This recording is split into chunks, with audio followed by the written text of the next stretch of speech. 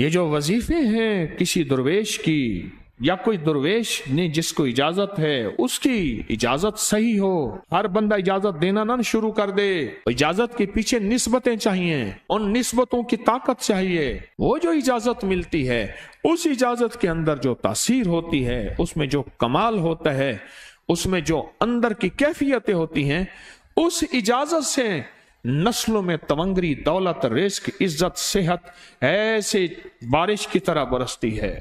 میرے جو مرشد تھے حضرت خواجہ سید محمد عبداللہ حجویری رحمت اللہ علیہ، میرے مرشد جو تھے وہ حضرت داتا صاحب کی سچی آل میں سے تھے۔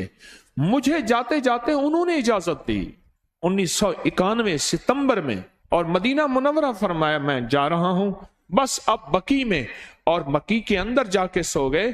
اب بھی میں مرشد کے ہاں جاتا ہوں تو جنت البقیع کے قبرستان میں ان کی نسبتیں دیکھیں کتنی اونچی ہیں۔ پھر وہ نہیں، 26 بڑی ہستیوں نے مجھے خلافتیں، اجازتیں دیں، 26 سے بلکہ زیادہ اجازتیں اور خلافتیں دیں، اور ان کی توجہات ہیں، ان کی پیچھے دعائیں ہیں، اور پیچھے کامل کے ہاتھ ہیں۔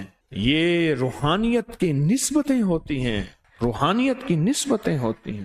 ان نسبتوں کے ساتھ جیسے آپ تسبیح خانے میں ماشاءاللہ پوری دنیا میں لوگ یہاں آئے ہوئے ہیں، اور بڑے بڑے ہستیاں یہاں آئی ہوئی ہیں جو مٹی ہو کے چٹائیوں پہ پڑے ہیں، خواتین میں بھی مردوں میں بھی، بڑے بڑے عہدوں والے، عزتوں والے، بڑے بڑے مقام والے یہاں اپنے مرشد خانے میں بے حیثیت ہو کے پڑے ہیں۔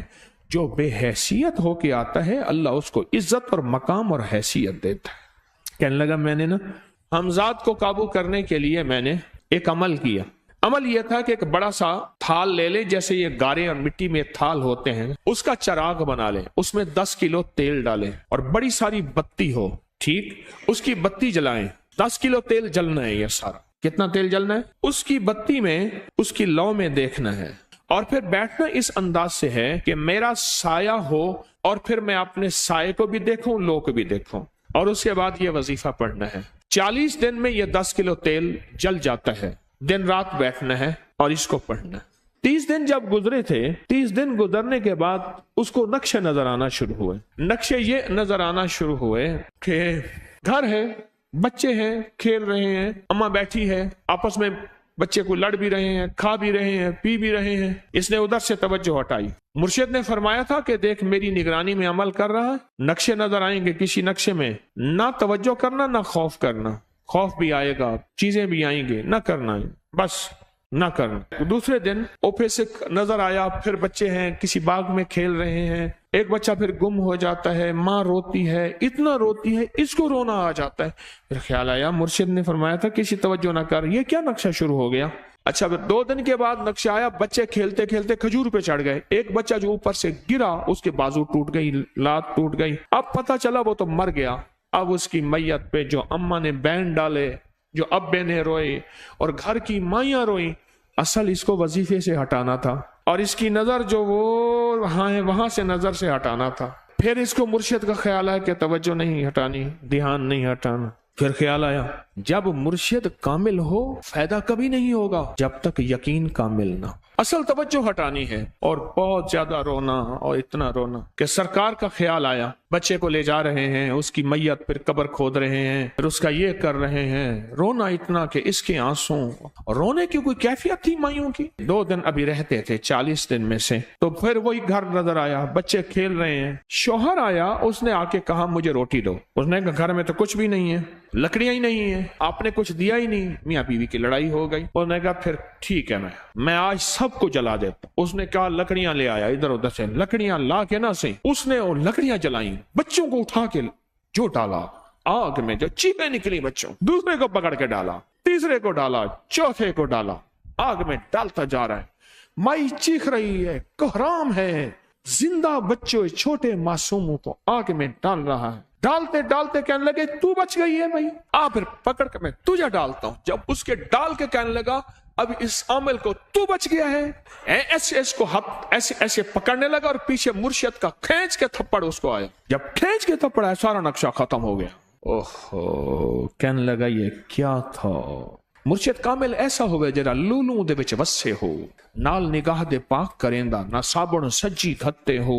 یہ اس وقت ہوگا جب یقین ہوگا، جب تیرا یقین کمزور ہے۔ مرشد کامل ہے، یقین کامل نہیں ہے، ناکام رہے گا ساری زندگی، تھرمامیٹر لگاتا رہے گا۔ کوئی کہہ دے گا کہ تیرا مرشد 1 نمبر ہے، ولی ہے، کہا سبحان اللہ۔ کوئی کہہ دے گا 2 نمبر ہے، کہے توبہ توبہ۔ ساری عمر اسی زندگی میں رہے گا، کبھی نہیں پا سکے گا۔ 40 دن کے بعد مرشد کی خدمت میں حاضر ہوا اور سارے نقشے بتائے، فرمایا نہ بتاؤ، ہم دیکھ رہے تھے۔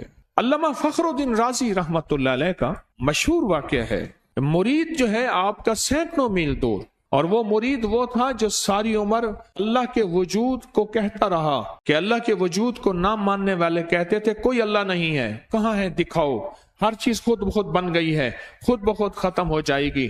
ان کے پاس 100 دلیلیں تھیں، کتنی 100 دلیلیں تھیں، اور آج تک ان کی دلیلوں کو کوئی توڑ نہیں سکا تھا اللہ کے وجود پہ۔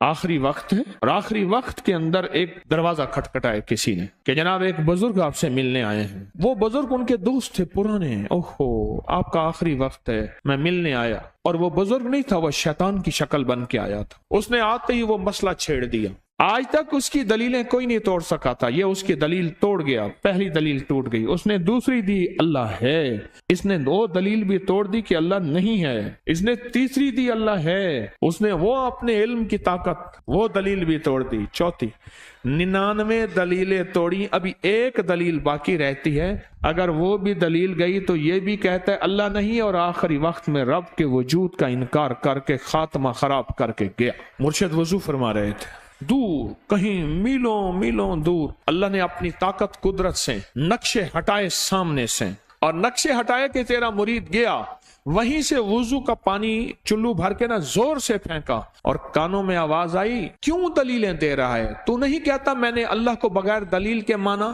تو دلیلیں دے رہا ہے؟ کیوں نہیں کہتا کہ میں رب کو بغیر دلیل کے مانتا ہوں؟ علامہ رضی اللہ تعالیٰ عنہ امیر المومنین مسجد نبی میں خطبہ دے رہے ہیں، حضرت ساریہ صحابی تھے، وہ اس لشکر کے سپہ سالار تھے، میلوں سے میلوں سینکڑوں میل دور ایسے نقشے ہٹے، اور خطبے کے دوران انوکھی بات کہہ دی، یا ساریہ الجبل، ساریہ پہاڑ کے پیچھے دیکھ دشمن وہاں سے حملہ کر رہا ہے، اور پھر خطبہ شروع کر دیا۔ جمعہ کا خطبہ تھا، لوگ حیران، یہ امیر المومنین نے کیا فرما دیا؟ جب حضرت ساریہ کا قافلہ آیا واپس تو فرمایا فلاں وقت فلاں لمحے فلاں وقت میں جمعے کے دن فلاں لمحے میں امیر المومنین آپ کی آواز آئی تھی، اگر نہ آتی تو دشمن نے پیچھے سے مقابلہ حملہ کر دیا تھا اور ہمیں کاٹ کے رکھ دیتا، ٹوٹے ٹوٹے کر دیتا۔ آپ کی آواز آئی، ساریہ پیچھے دیکھ دشمن حملہ کر رہا ہے پہاڑ کے پیچھے، یا ساریہ الجبل۔ یہ میں آپ کو حوالوں سے بات کر رہا ہوں، روایات بتا کے بات کر رہا ہوں۔